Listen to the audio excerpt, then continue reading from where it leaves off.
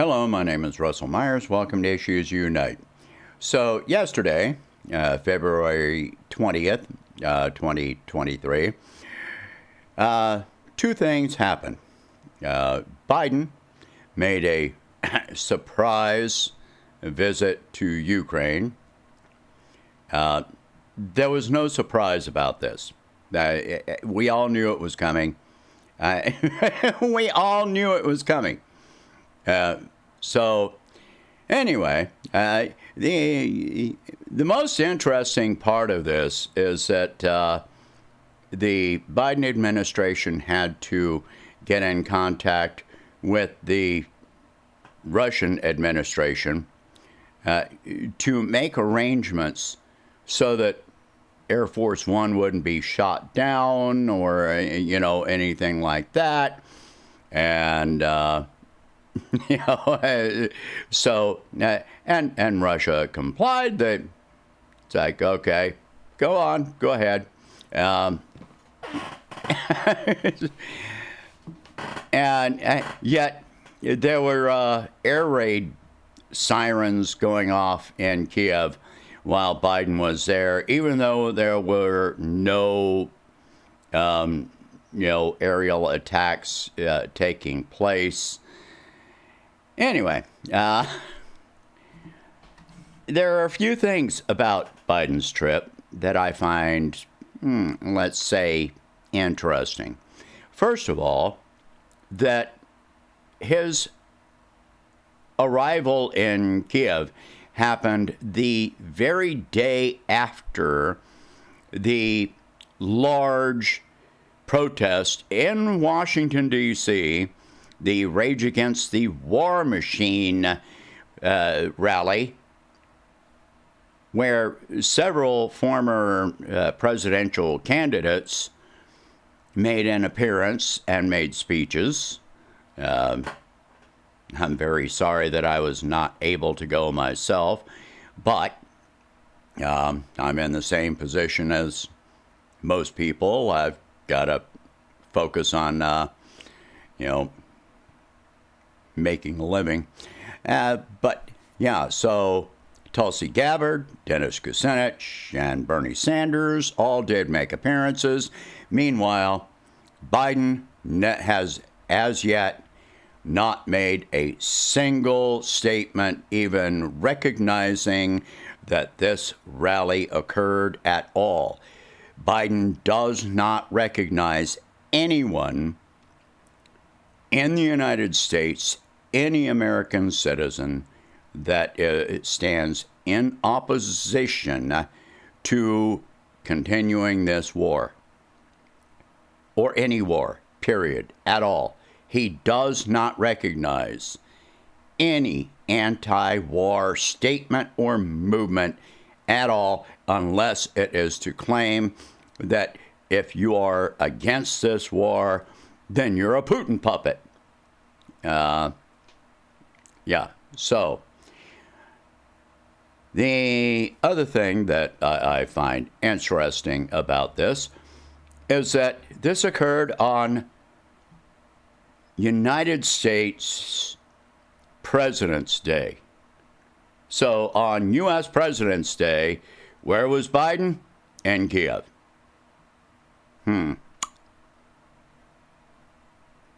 Yeah, all right. So the other thing that happened yesterday is that Vladimir Putin gave an address to the U.S. National Assembly. Now, you can find this on Rumble, on the RT channel. It is a long address. It is almost just under 2 hours long. If you watch that video, start 5 minutes, and that's where he starts speaking.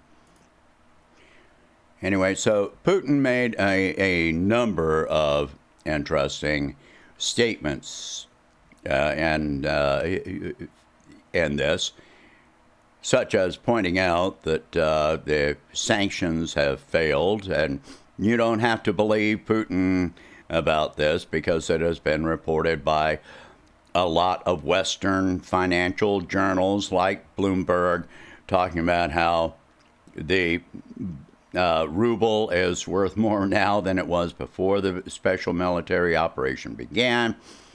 Putin said that unemployment in Russia is down. Inflation has come down to between 4 and 5%. They are creating more jobs. They've expanded their output as far as oil and agricultural output. They had a bumper crop last year. So, I mean, it was I think the largest crop that they have ever produced. He did point out that they have increased trade, formed new trading partnerships with various countries, and all of this is easily confirmed. You don't have to, a lot of people are going to say, oh, well, that's all propaganda and Putin's lying. And no, he's not lying. This is all well documented in Western financial journals, as I have stated. So none of that is a lie. Something I found interesting is that he is proposing directing for every Russian soldier to have that returns to have a social worker assigned to them to help them to reacclimate to society after this is all over, to help them meet their needs, etc. So if they have injuries, PTSD, anything like that, any disabilities, that's significant. Look at how our soldiers with PTSD get treated when they come back, or injuries. Look how many homeless there are. That was something else. He announced that housing and the real estate market, housing in general and the real estate market, have expanded in Russia. And just in general, their economy is doing far better than, sanctions have not worked. If anything, they have had the opposite effect. So he made different statements about, addressing any poverty in Russia. Now, Russia and China have been making this an ongoing effort to address poverty in their countries.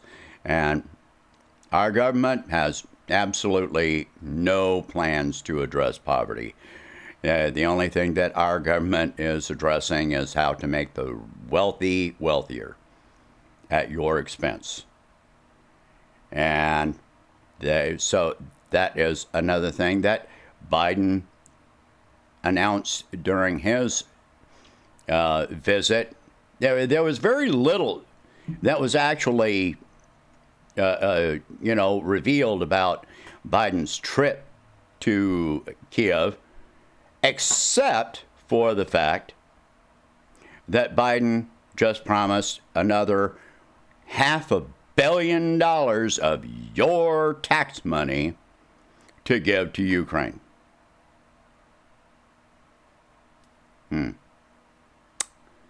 Yeah, sure, that really works for me. How about you?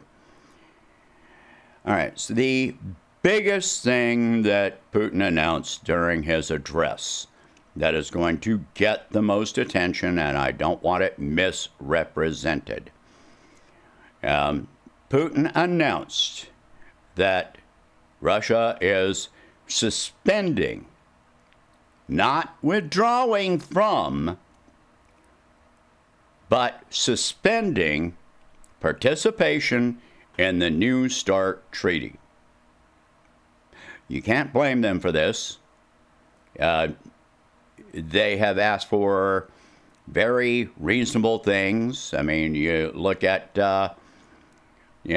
Trump withdrawing from the ballistic missile treaty, the intermediate ballistic missile treaty. We've withdrawn from the open skies treaty. And as far as the New START treaty, the part of the New START treaty was that from the very beginning, that we could inspect Russian nuclear facilities and they could inspect ours. Well, when they talk about renewing the New START treaty, the United States refuses to allow the Russians to inspect our nuclear facilities. So there is no, there's no parity, there's no fairness. This is the same, and you can absolutely believe this because the United States did the same thing with the JCPOA, the Iran nuclear deal, where we were supposed to be able to, inspect their nuclear facilities, but then they said, well, we want to inspect yours. No. Well, that's not right. Okay? The United States does not get to tell other countries, we want to be able to inspect your nuclear facilities, but you don't get to inspect ours. No, it doesn't work that way. It goes both directions. Now, the other thing that Putin said was that Russia has got intelligence that says that most of the United States nuclear weapons are outdated, which means they will have to be replaced, and that the United States is planning on new nuclear testing. And so he vowed that if the United States engages in new nuclear testing, so will Russia. Now keep in mind that Russia has recently developed new nuclear technology, the hypersonic, missiles. So they don't really need to do testing. They already know that their technology works. You don't have to really test to know how to make once you know how nuclear weapons work, you don't really need to test new ones, but the United States will anyway, just to, just pure testosterone, whatever you want, aggression, intimidation tactics, whatever you want to call it. So, if the United States engages in new nuclear testing, then so will Russia. But only if the United States does so. Otherwise, they will not do so. Remember, even nuclear testing, contaminates the atmosphere. It spreads radiation. So it puts us all at risk. Anyway, so I find the two contrasts between Biden going to Kiev, under the circumstances especially, and next he's going to Poland. And the speech that Putin gave to the National Assembly. These are very different. Now, in the next day or two, Putin is expected to give another scheduled speech. And keep in mind that on the 24th is the anniversary of the beginning of the special military operation. It is highly expected that Putin is going to make a major announcement between now and then.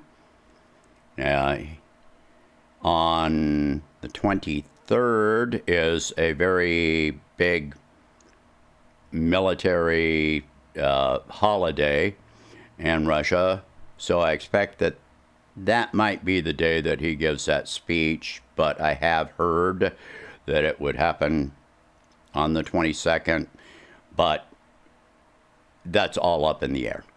I am not sure when that will occur, but it is going to happen in the next couple of days.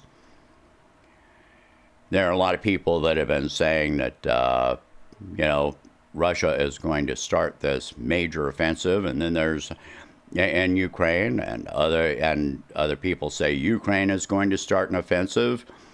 Well, I don't really see Ukraine starting an offensive when they're still having to ask for more weapons and more money and more troops and so forth and so on. I don't think that Russia is going to engage in the kind of offensive that is being expected. They've been fighting a war of attrition since this whole thing began. Yes, I do expect that they will take more territory in the Donbass. They have been gradually doing this.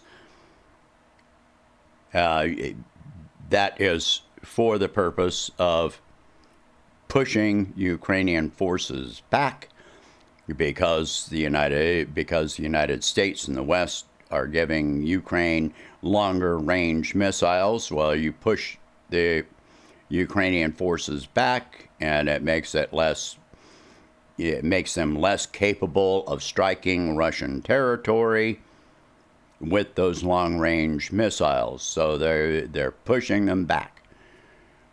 And that is a completely reasonable thing to do. You don't want to look at how Ukraine has been attacking Donbass, and they're still attacking the civilians in Donetsk, even right now. They were attacking Donetsk even yesterday. There are no military forces in Donetsk. That is only attacking civilians. So Ukraine has also made a couple of days ago attacks on the Kursk and Bryansk regions of Russia. If they're trying to retake their territory, and this is about sovereignty, why are they attacking into Russia? But it is expected, and evidence seems to hold up, that Russia is probably starting more of an offensive coming from the area of southern Russia, to northern Ukraine. So to retake different territories that they and just basically cut all of the forces off in the east from Kiev and from the west, and encircle most of the Ukrainian forces in the east. That's been a lot of what has been happening with attacking the energy infrastructure and the rail lines and bridges. So,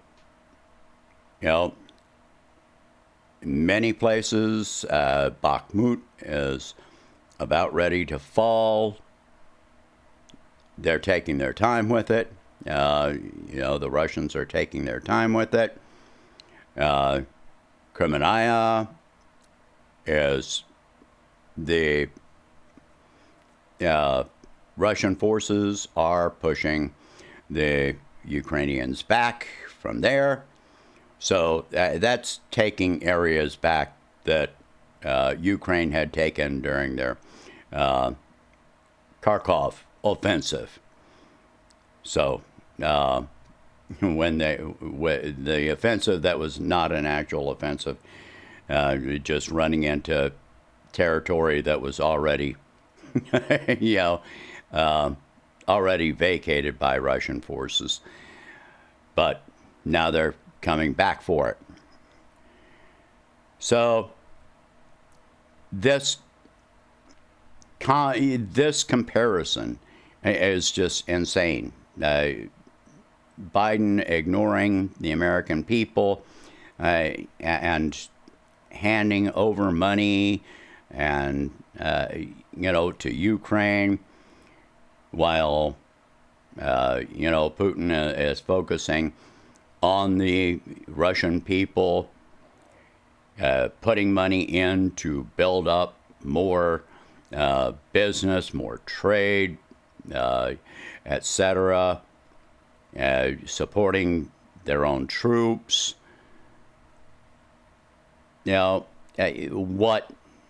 What comparison do you have for this? Anyway, share this video. Talk about these subjects if you can afford it.